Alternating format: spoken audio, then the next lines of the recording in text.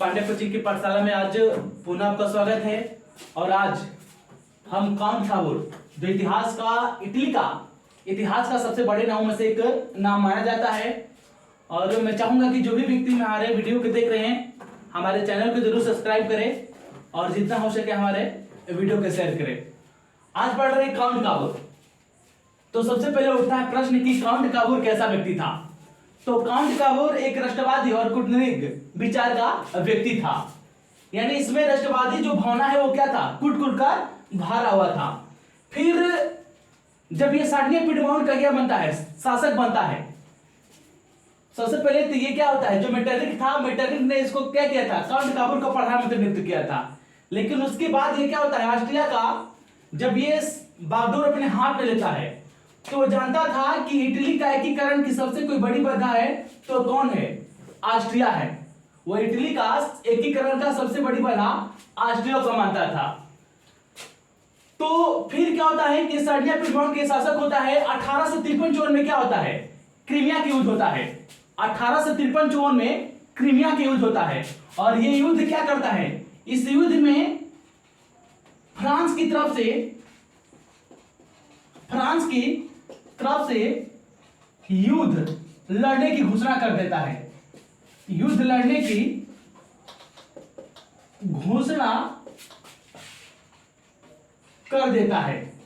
यानी 1853 और 54 क्वेश्चन आता है कि क्रीमिया की युद्ध कब हुआ था। तो क्रीमिया की युद्ध 1853 और 54 में हुआ था। और इस युद्ध में जो काउंट काबूर है वो फ्रांस की तरफ से क्या करता है, युद्ध लड़ने की घोषणा कर देता है। लेकिन मूलतः रूप से फ्रांस क्या करता है, इसको लड़ने के लिए आमंत्रित नहीं करता है। ये अपने मन से क्या करता है, घोषणा करता है कि मैं क्रीमिया युद्ध में फ्रांस की तरफ से लड़ूंगा। और नतीजे ये फायदा होता है कि जब ये फ्रांस की तरफ से लड़ता है तो धीरे धीरे क्या होता है, इसका दोस्ती का हाथ फ्रांस की तरफ बढ़ता चला जाता है। और इसका फायदा आगे मिलता है कि जब ऑस्ट्रिया से युद्ध होता है इसका, तो उसमें फ्रांस क्या करता है, ये जो फ्रांस है ना, ये क्या करता है, ये सर्बिया की तरफ से क्या करता है, अपनी सेना उतार देता है। और नतीजा ये होता है कि इसमें क्या होता है, ऑस्ट्रिया की हार होती है।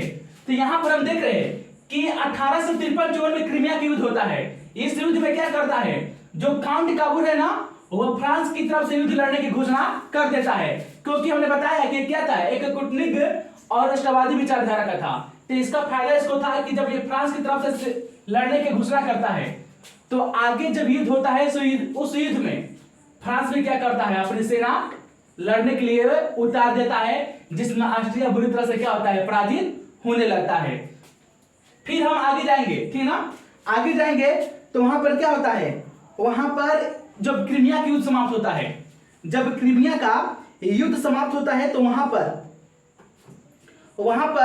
शांति सम्मेलन होता है, ठीक ना।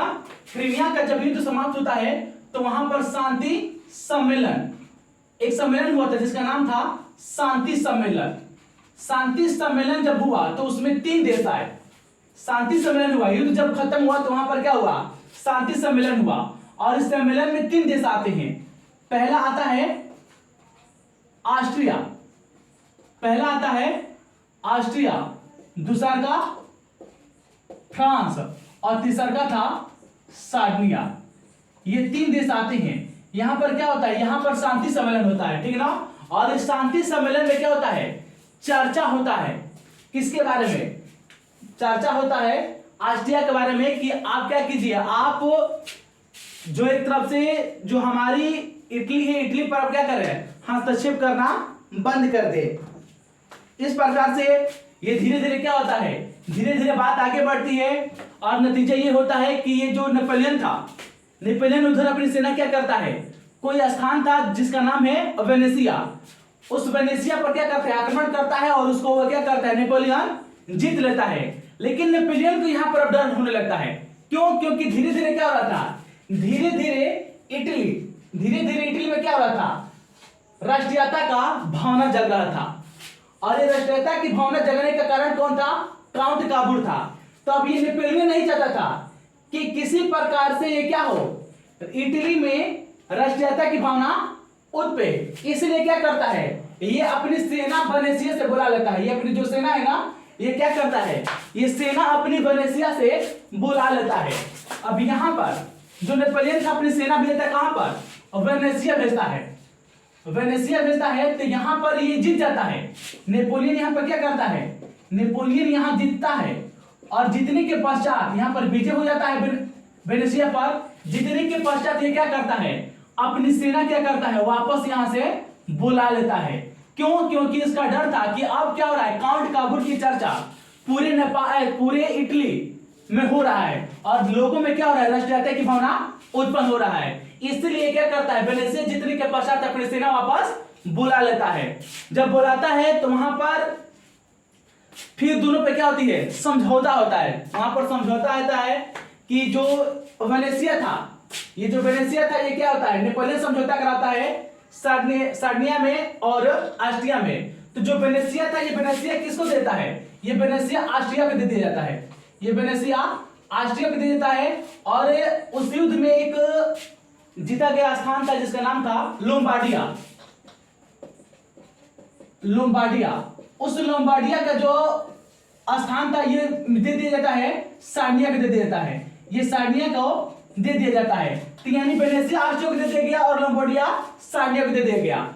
लेकिन धीरे धीरे क्या होता है, धीरे धीरे ये बात क्या होता है, आगे बढ़ती है। नतीजा ये होता है कि 1859 और 60 में, 1859 और 60 में क्या होता है, ऑस्ट्रिया, फिर ये ऑस्ट्रिया से क्या होता है, ये ऑस्ट्रिया से सीमा विवाद होता है। ऑस्ट्रिया से सीमा विवाद होता है, किसका, ये विवाद होता है सार्डिनिया का। सार्डिनिया का ऑस्ट्रिया से सीमा विवाद होता है।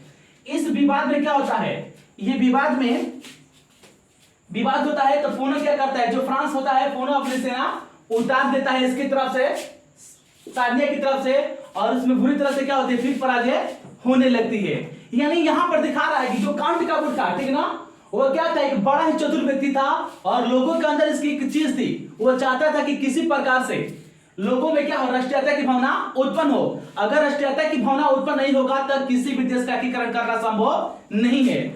और यही कारण था कि वहां पर जब ये एकीकरण का प्रयास कर रहा था तो उत्तर और मध्य इटली के जो जनता थी इसके समर्थन में आ गई। और यही कारण था कि धीरे धीरे नेपोलियन को भी डर लगने लगा था। और नतीजा ये होता है कि ये पूरे इटली पर क्या करता है, एक तरफ से कब्जा प्राप्त कर लेता है।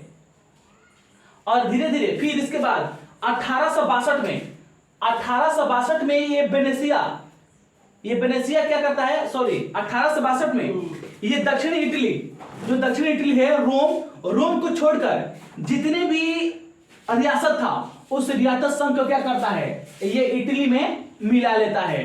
तो एक तरह से हम कह सकते हैं कि इटली के एकीकरण में काउंट काबूल का भी बहुत बड़ा योगदान था। ये वही व्यक्ति है कि जिसने क्या किया था, जिसने इटली में राष्ट्रीयता की भावना को पूरी तरह से उत्पन्न किया था और जिसने ऑस्ट्रिया को एक तरह से जो होता है ना कि चने चबाना वो काम किया था। इसके पास कुछ ज्यादा सेना नहीं थी लेकिन फिर भी अपनी बुद्धि से क्या करता है, जब क्रीमिया की युद्ध होता है उस क्रीमिया के युद्ध में इसने क्या किया, फ्रांस की तरफ से लड़ने का घोषणा किया, क्योंकि वो जानता था कि ये अकेले सार्डिनिया पीड़वाओं की बस की बात नहीं है कि वो क्या करे, ऑस्ट्रिया का मुकाबला कर सके।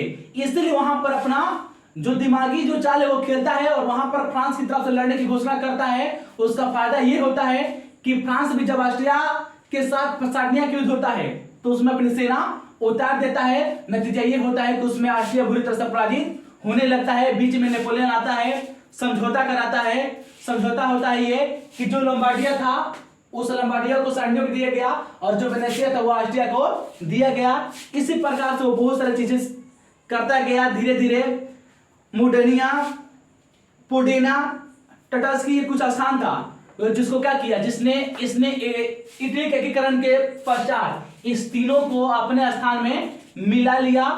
और 1862 में जो रोम है, रोम को छोड़कर बाकी जितने भी रियासत संघ थे उस सारी चीजों को इटली में एकीकरण कर लिया गया।